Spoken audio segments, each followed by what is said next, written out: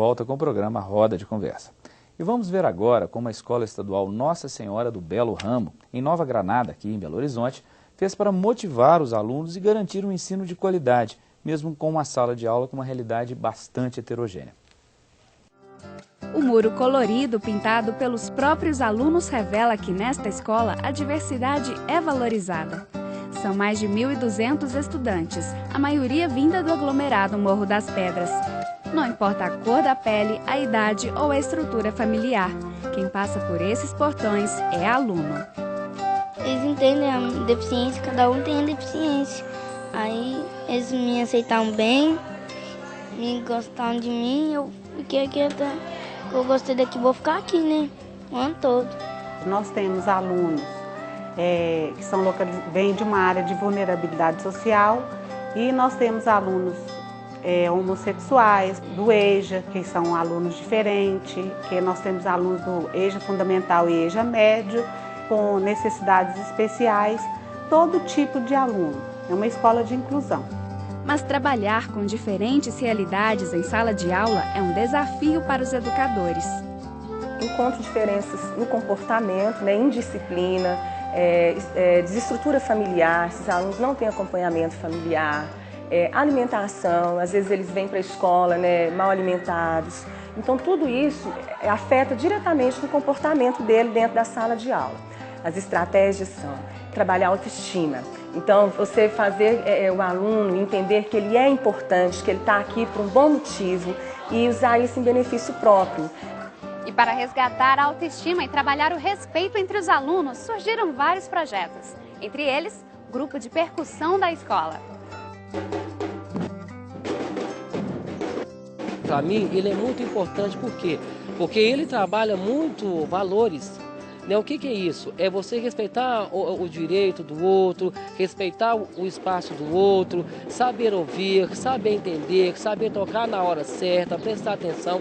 Então eu acho que a percussão, ele vem muito avisar isso. A escola tem muitos projetos legais e o que eu mais gostei, que eu participei, foi o da rádio, onde eu interagi muito, como eu melhorei muito na escola também. Então a gente montou roteiro, fez programas, contribuiu muito com respeito, união e amizade também. Para lidar com esse público tão diverso, a escola também investe em parcerias. O PROERD, né, que é o Programa Educacional de Resistência às Drogas, ele é desenvolvido, né, ao longo do semestre letivo. Então, a cada semana nós temos aí 1 hora aula e nesta aula, né, os alunos têm uma participação ativa, que nós aproveitamos a sua vivência na sua comunidade e passamos orientações e fazemos discussões sobre cidadania, né, sobre o respeito ao outro e para levar ele realmente, né, ao sucesso, ao caminho, né, do bem. Sou psicóloga da Caritas Paroquial, né, que é uma instituição de assistência social.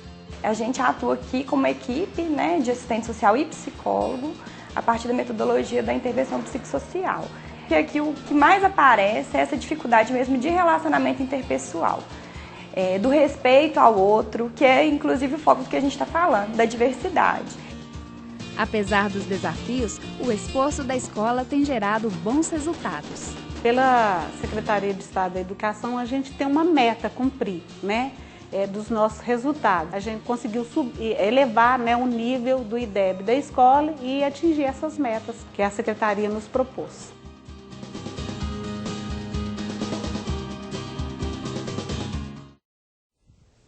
Pois é, temos exemplo da escola.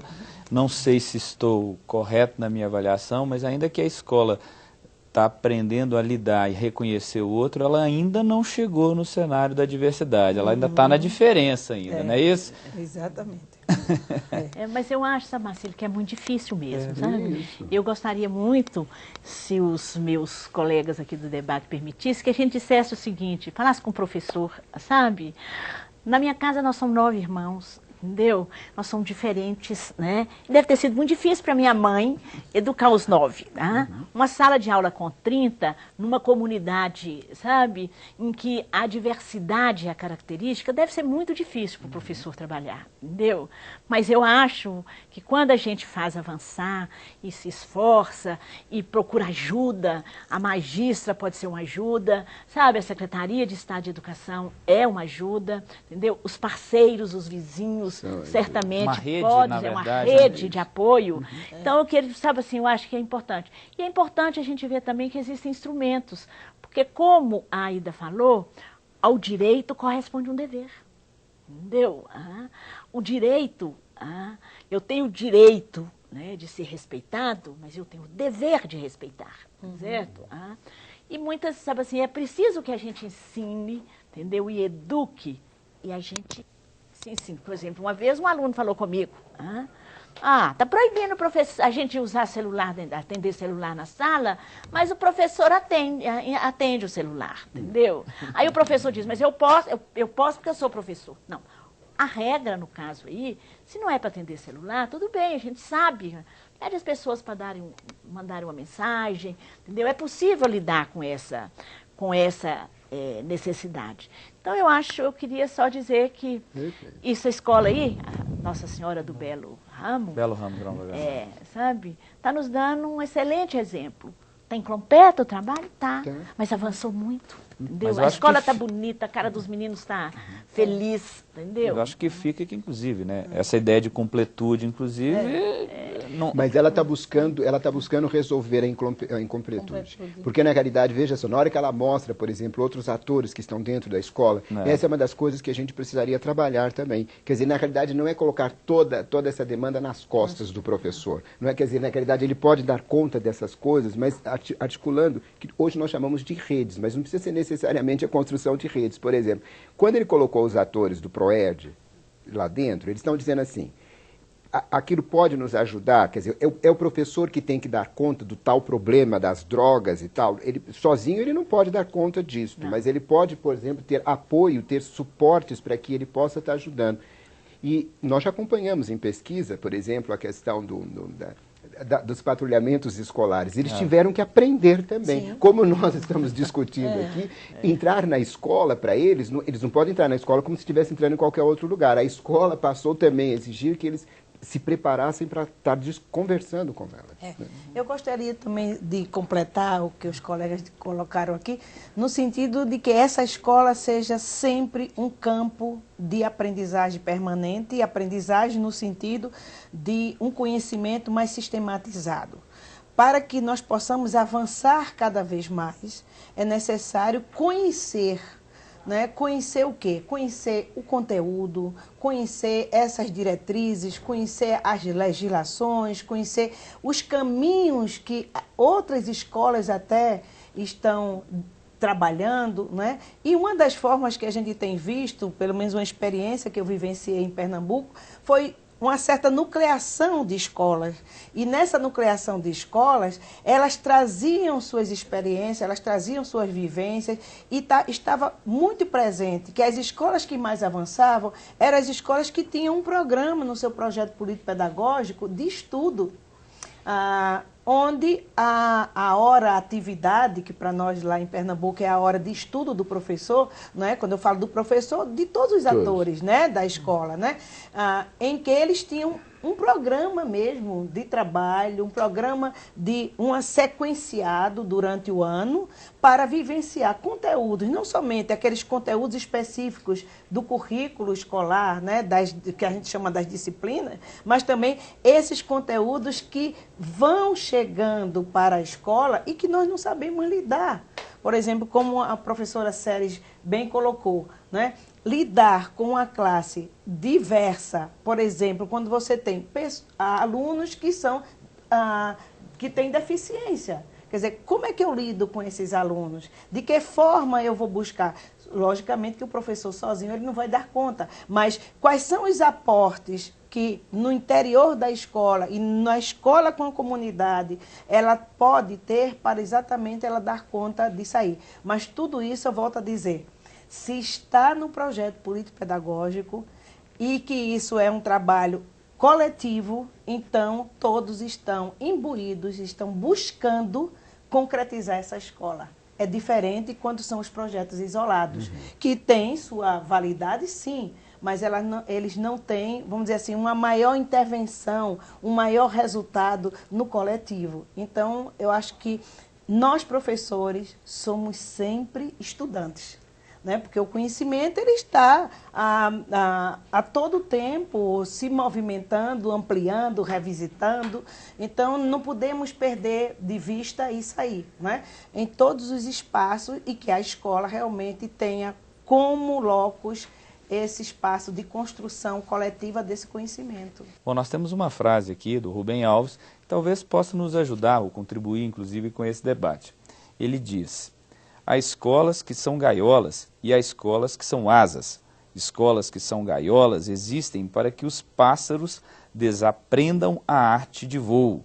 Já escolas que são asas existem para dar aos pássaros coragem para voar. Ou seja, todos nós somos esses pássaros, professores, diretores, cantineiras, e temos que voar, na verdade. É um pouco isso. Não estou errado, não. Esse é o significado da escola. Fazer com que você, sujeito, a gente, como dizia muito Paulo Freire para nós, né, ser gente cada vez mais, possamos ter autonomia para voar.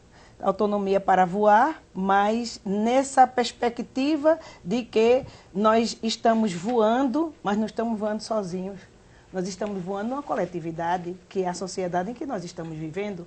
Portanto, nós temos que respeitar essa coletividade para também sermos respeitados, né? E aí essa perspectiva da diversidade é muito nessa direção, de que nós, ao respeitarmos o outro, a gente também está se respeitando, porque nós queremos que o outro perceba, né, nele essa pessoa que eu sou, né? Então, essa é a construção que nós devemos ter, que realmente que essa escola seja sempre processo de construção de uma sociedade que ela seja cada vez mais justa, que ela seja cada vez mais inclusiva, né? Mas principalmente na defesa intransigente da democracia, e uma democracia que ela possa ser e sendo construída em todos os espaços. É na família, é nos partidos políticos, é no conjunto das religiões, né? Para que a gente possa se respeitar na diversidade. Inclusive, é um dos aspectos que eu queria chamar a atenção, a laicidade da escola.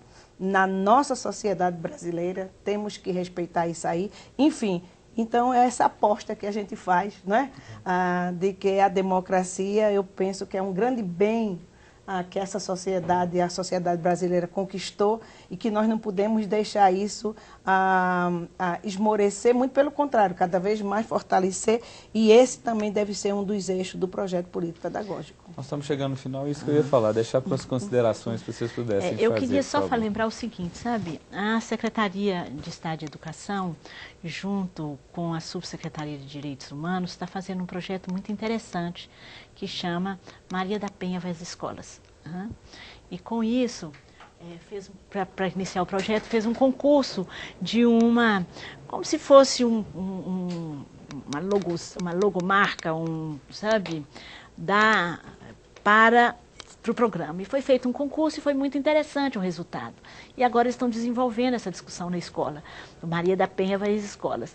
Que é a ideia, né, da questão da mulher, do direito da mulher, da questão da inaceitável a violência contra as mulheres, etc. Mas é muito interessante, porque um dia uma moça que estava sofrendo violência do marido dela, ela falou: dona Séries, eu tenho que procurar uma mulher aí que diz que ela é ótima para defender a gente.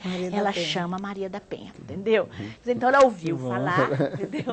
Não sabia que era uma coisa. Então eu levar isso para a escola, saber que é o nome de uma lei, tá certo? E nesse sentido eu quero só finalizar e dizer para os professores que é fundamental, sabe? Que a gente também, nós professores, eu fui professora a minha vida toda, a gente também aceite a nossa ideia de incompletude. Nós precisamos da ajuda do outro e da diferença que o outro faz na nossa vida. Então precisamos procurar as legislações, as diretrizes, os textos. Tem livros muito interessantes. O livro do Hércio Senna, por exemplo, sobre uma escola no aglomerado da Serra, é ótimo, sabe? Para discutir essas relações, sabe? Problemáticas, conflituosas, entre o professor que sai da cidade e sobe o morro para dar aula para uma comunidade que é inclusive considerada violenta, etc, etc. Então é muito interessante. Procurar ajuda, nós somos incompletos. E só o diferente, o diverso é que consegue nos completar. Tá? Se for igual a gente, não tem jeito. Não faz diferença. Tá? E de uma certa forma eu acho que experiências como essa que a gente, por exemplo, é preciso cada vez mais que eles vejam esse tipo de experiência que acabou de se mostrar aqui. Por exemplo, Minas Gerais tem muitas. Talvez a gente não conheça, por exemplo, porque a gente não tem a oportunidade de reunir, por exemplo. Eu estou me lembrando de uma escola que eu participei de umas semanas atrás, daquela Fundação Caio Martins. É uma escola que fica exatamente no município de Esmeraldas e de que, na realidade, eles têm crianças ali, que são crianças que têm uma certa histórico, mas é uma escola que está dando certo para essas crianças. De repente, eles têm experiências lá dentro, essas que nós vimos aqui, e a gente não fica sabendo. Né? Quer dizer, de repente, alguém diz, vamos lá para você ver o que está acontecendo. Eu acho que conhecer essas experiências, a gente vê assim, eles vão buscar articular, eles se articulam com a comunidade, eles vão buscar, por exemplo, ajuda e experiência para poder exatamente dar conta disso. Né? Então, eu acho que seria bom sempre os professores não imaginarem que eles sozinhos têm que carregar isso, né? Que eles podem ver que outros professores, igual eles, igual nós, né, têm que ir atrás desse processo e se construir. O programa de mobilidade docente que está sendo pensado na Magistra é muito interessante. É o professor, sabe, passar um tempo numa escola, sabe, em que ele ficou sabendo que teve uma experiência de referência. É uma boa prática a ser observada. E aproveitando, inclusive, para falar do que nós também estamos fazendo, inclusive, com a Rede Minas, lembrando que está no ar já, desde outubro, o Boas Práticas, que é exatamente isso, mostrar experiências bem-sucedidas em escolas em todo o estado, sejam nas mais diversas áreas. Bom, mas infelizmente eu tenho que agradecer a vocês, professora Aida, professor Luiz Alberto, professora Séries, que o nosso tempo chegou ao final. Né? Eu agradeço muito a presença de vocês aqui no estúdio, no programa Roda de Conversa e, claro, espero revê-los em breve. E lembrando que você também pode participar. Né? Você tem aí o nosso telefone, nosso e-mail, para que mande suas contribuições, suas sugestões, suas críticas, sobretudo, para que a gente, de fato, possa melhorar o nosso programa. O nosso e-mail é magistra.rodadeconversa@educação, sem a cedilha e sem o tio, .mg.gov.br. E o nosso telefone é o 3379-8289. Não esquecendo de colocar aí o 31. Lembrando também que o nosso programa pode ser assistido através do canal do YouTube, exatamente do canal do YouTube da Magistra. Né? O endereço é www.youtube.com/magistra SEEMG. A todos vocês, muito obrigado e até o próximo programa.